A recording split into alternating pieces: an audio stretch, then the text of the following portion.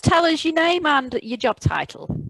My name's Chris England, and I'm the Managing Director of Property Video Solutions and Leo Media, which is a film and photography production company. So we make film for companies around the country. We specialise in stuff for the property market, so housing tour, business profiling, interview stuff, stuff like you'd see on BBC News, interview wise, testimonial stuff, and things for product or whatever. But we work across lots of different industries. So we film stuff, we film cars, we film food, we film restaurants, we film people, events, obviously products, and things like that. So yeah, we've got a broad brush really. Some stuff's in studio, so we've got studio space, so we can do things like that, stuff that green screen stuff like you'd see on YouTube, or stuff where you've got interviewer live stream stuff. So yeah, it's really, really broad actually. Random job I've ever done, probably a film that I made for an undertaker's. Yeah, so it was dead exciting, was it? It was dead exciting, yeah. So the point was that the guy who owned this undertakers wanted to put something online, because video is for everyone. It's a way of building your brand, putting your face to your business, making sure that you're accessible to your customers. And he wanted a film that showcased him. So rather than when someone first sort of interacted with his business, they got to quite an austere or sort of bleak looking website, he wanted to sort of greet them, and talk a bit about what they do and how they care for their customers, and what they do to sort of make that awful process a bit easier for families. So that's probably the weirdest one I've done. And I think the weirdest moment of that whole shoot was I was stood on top of a multi-story car park to get a shot of this, the front of this undertaker's, because they'd got a motorcycle and sidecar where they, for motorcycle enthusiasts, where they'd take you to your final resting place in the sidecar, right? And I needed to get a shot of it pulling up in front of this undertaker's. And so I got this shot. I was really happy with it. And then the funeral director shouted out at the front of the business. He said, "That's all well and good, but lads, pop a coffin in it." So then I got three guys like grabbing a coffin and throwing that in the back of it. I had to do it again. But yeah, really weird. That's the weirdest one I think I've ever done. Very, very strange. But I think it takes all sorts, But then what's the best thing I've ever done? Best thing I've ever done. I mean, we've done so many good things.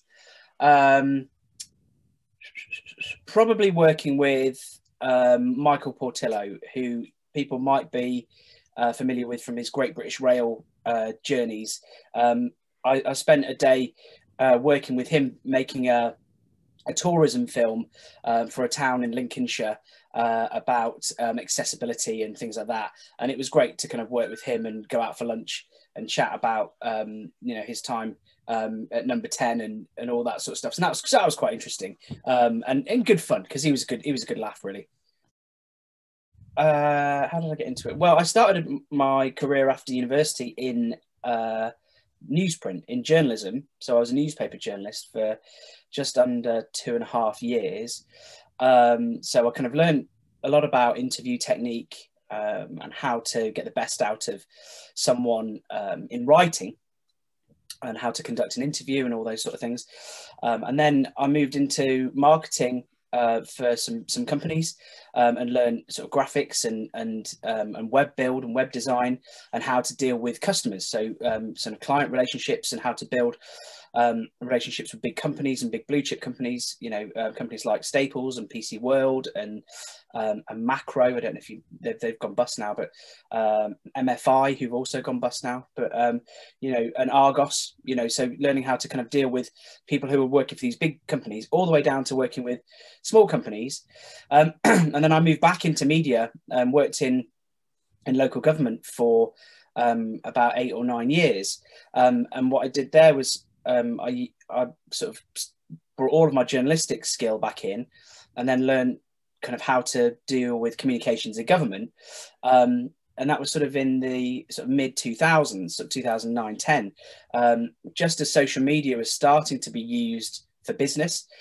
You know, I was an early adopter of Facebook in 2007. You know, you know, and I'd sort of been using it socially, but then sort of 2009, 10, you know, social media started to be being used quite heavily for business. And the local authority that I was working for saw an opportunity to start doing some stuff that was more visual. So they wanted more photography and they wanted to start looking at some film. So they said to me, look, you know, you're keen on photography and things. Would you be interested in changing a job role a bit and doing some more visual stuff? So I said, yeah, you know, of course. They gave me a little bit of training, and I mean like a real little bit, like a couple of days of film training. One day with a guy who came up, who now actually works for me, from London, to do one day of pre-production, i.e. camera stuff, and one day of editing. And then they said, there you go, here's a load of gear, on you pop. So it's a bit of an on-the-job learn type scenario. But I was sort of being paid. So actually it didn't really matter because they knew that I hadn't had loads of training, and it gave me an opportunity to kind of learn everything that I needed to learn. And then in 2015, I started my own photography company, as well as my job. What a lot of people like in sort of on the internet refer to as like a side hustle. So I wasn't earning enough in my day job. And I've got some children. I've got children, and you know, I've got, you know, my mortgage and stuff. And we were okay. We got enough money to pay our bills and things, but we hadn't got any fun money. We hadn't got anything to kind of like go away on holiday. We'd not got enough money to like go out and have, you know, nice things in restaurants and stuff like that. Or if I wanted to buy something, you know, it was always like, oh, I can't really justify that, you know. So I started a little photography company to earn a bit of extra cash, right? And I'd learned all this stuff and what have you. And all of a sudden, after about 6 months of doing photography from home and events and things, because I was quite well known locally because of the job I'd been doing, I started getting asked by people to do more and more and more and more and more. And it meant I had to get some space. I had to get like a little commercial unit to do some photography because I just hadn't got enough space to do it at home. So we took a bit of a gamble, got a low cost sort of unit, filled it full of all the gear that I got, bought a few other bits and bobs. And my gran, actually, who sadly passed away this year, she gave me £1,000 to buy a load of furniture and some other bits and pieces, like some rigging and some stuff. And it gave us just enough to build like a little studio in town. And I thought, oh, we might be okay. You know, we might just cover costs and make a few quid, but actually it got busier and busier and busier and busier.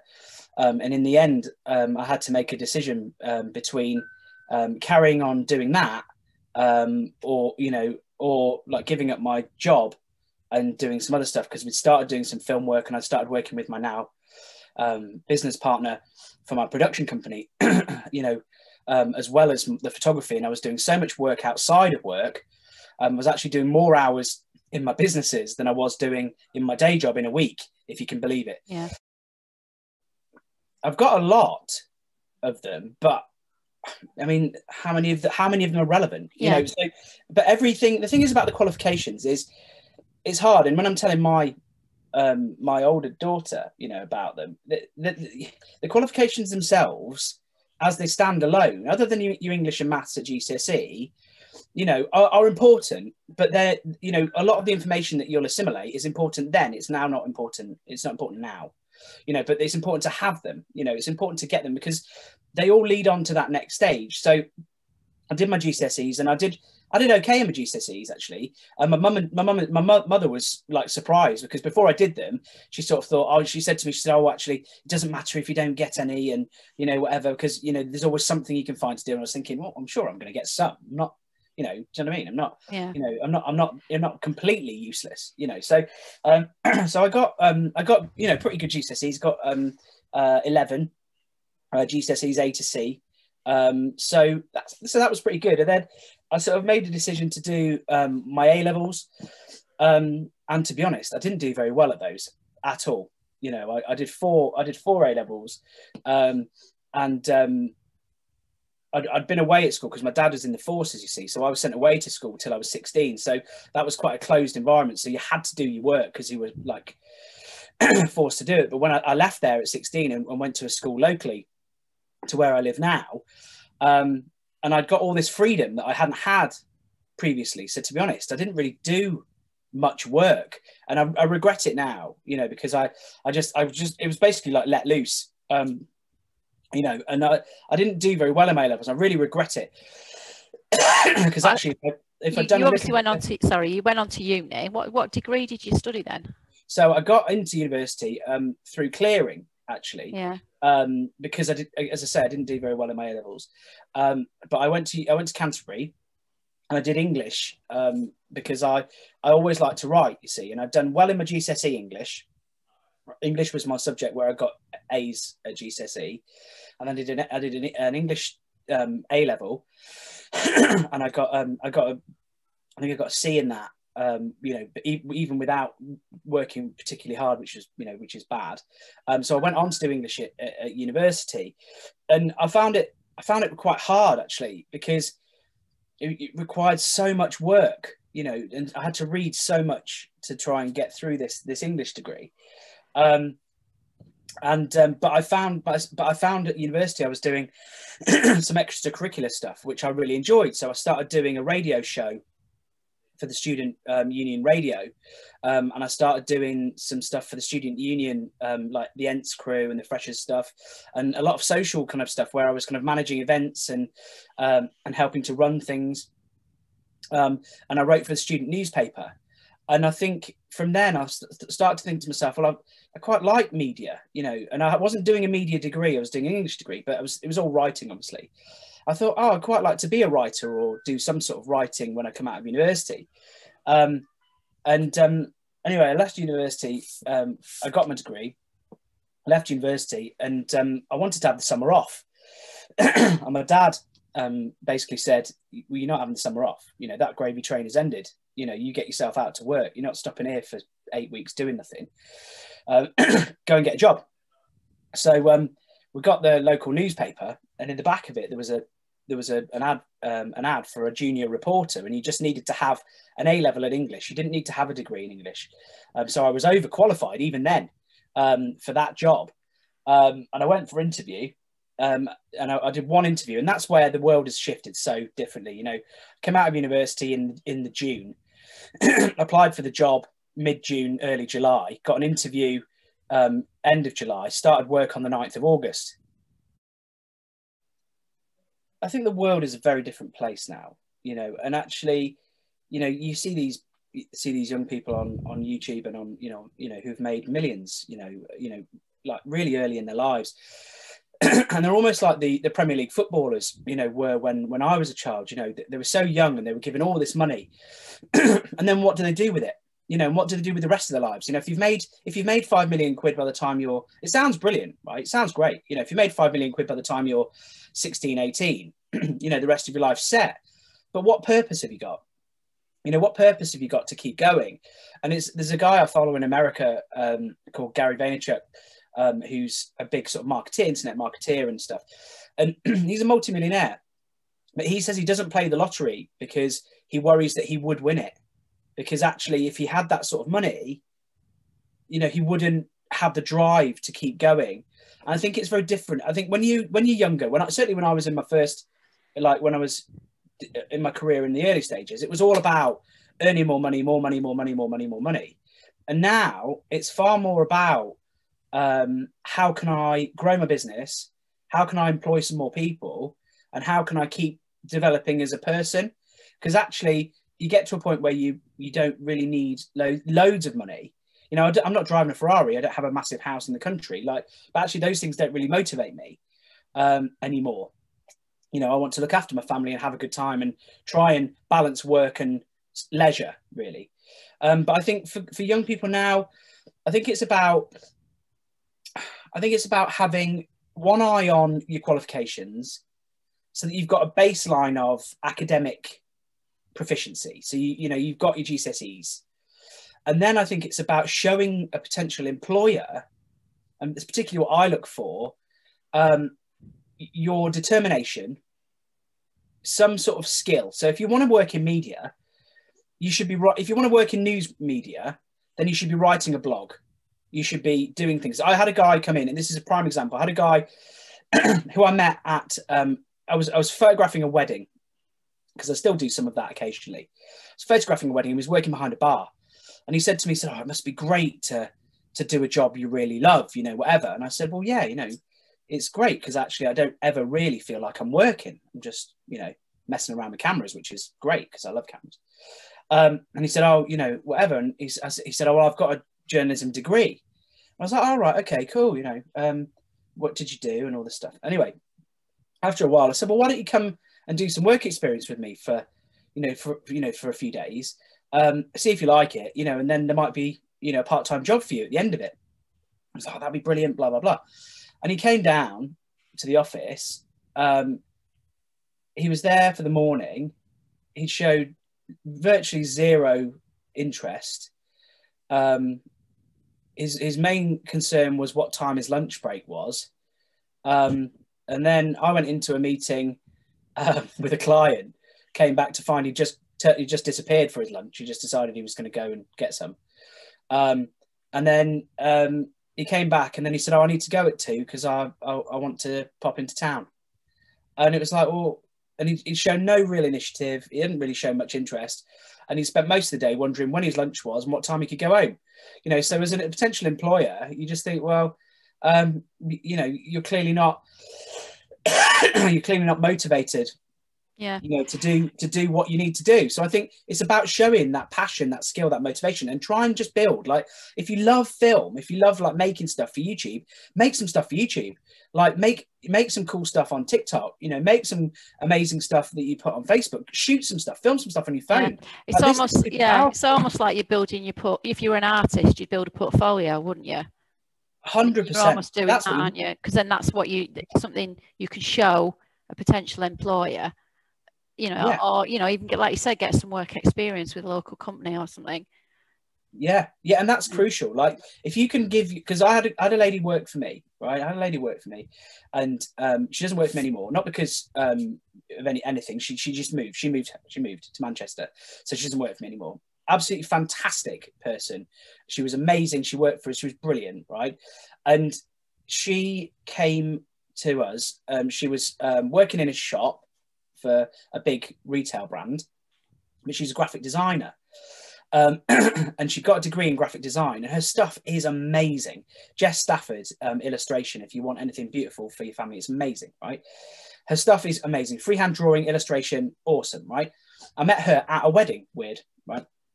Got chatting, and I said, "Well, why don't you come down to the office and, you know, and do some work experience, you know, get a bit of, if you want to learn a bit of film, if you know, to sort of broaden your portfolio." And she came down for a week.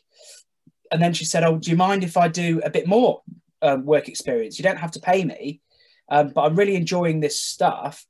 And I've got 2 weeks holiday from my job, and I'd like to come here for that 2 weeks to learn a bit more."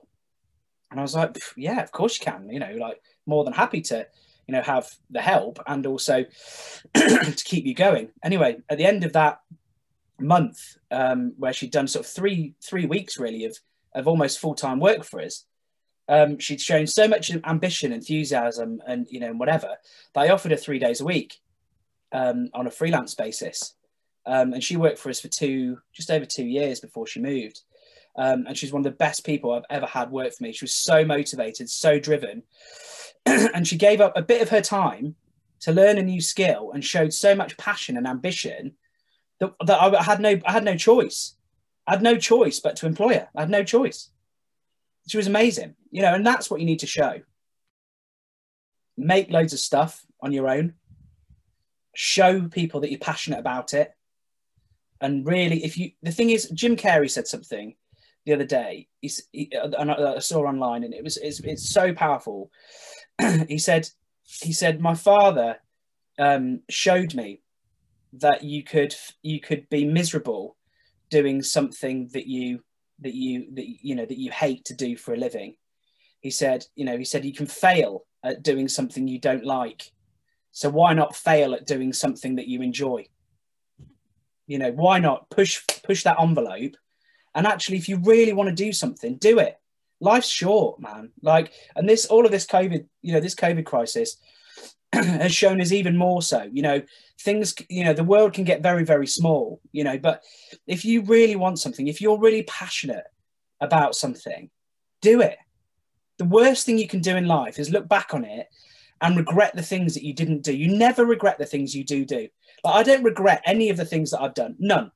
I don't regret, because they've all led me to where I am now, right? The worst thing you can do in life is regret the things you didn't do. And that's what my dad said to me when I was going to leave my full-time job and it was risky, like to become self-employed. And he said, you only regret the things you don't do.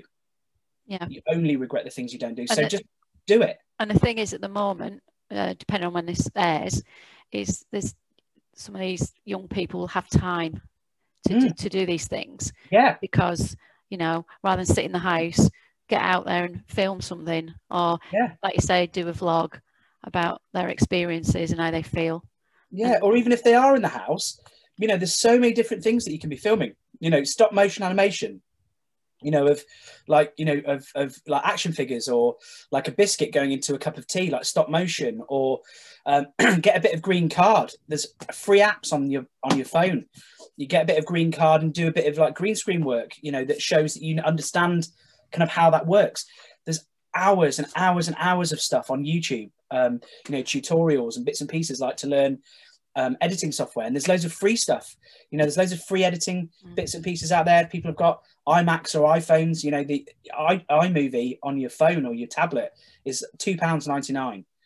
Get your mum and dad to buy iMovie for £3. If you know iMovie, you're halfway there to being able to work with Final Cut, which is like what they make Mission Impossible with, So, I think the entry point when I started making, doing photography and film and stuff. And yeah, we've got big studios and they're full of cameras and lights and all that stuff, right? But the entry point now, realistically, there are people running film companies, sort of pseudo, semi-professional people making stuff for clients, making okay money, not great, but okay. And they've got a camera, a couple of lenses, a stabilizer, and a couple of lights, and their total investment is £1,000, right? And that might sound like a lot of money. It might. And certainly when I bought my first camera for £400, my wife went mental. She went, "You spent £400 on a camera?"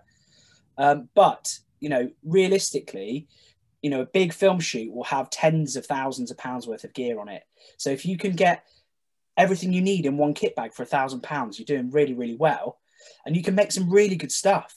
But to be honest, these things, you can make some really great stuff on these with a £12 lapel mic or a little directional mic from Amazon, and a tripod for about £20. For under £100 with a tripod and a little directional microphone, and a phone bracket that sits on top, you can make some crazy good stuff just with your phone. As long as it's stable, get a tripod for £30. You might have one. Your dad might have one in the cupboard. Download some apps off the iStore or Google Play if you've got an Android phone. Play with some green screen. Play with some stop motion animation. Use some Lego. My kids did a load of stop motion stuff with Lego. If you can produce something that's really quality, there's some stuff on YouTube that blows my mind with Lego. There's a guy who does food, and he like butters bread and it's Lego. And he makes like a Lego sandwich and he puts all the layers. It's crazy, right? And that's just with Lego. There's so many things that you can do. But if you want to show skill and passion, you need to show skill and passion. You can't turn up to an employer, and say, "Oh, I really like film," and they're like, "Oh," they'd say, "Oh, cool. Well, show me your show reel." And if you haven't got one, then you're not that passionate. Brilliant. Thank you so much. And I can obviously see the passion in your eyes. And I think if anyone's watching this and does want to go down this road, you need to speak to your careers advisor, and they will obviously point you in the right direction. So thanks again.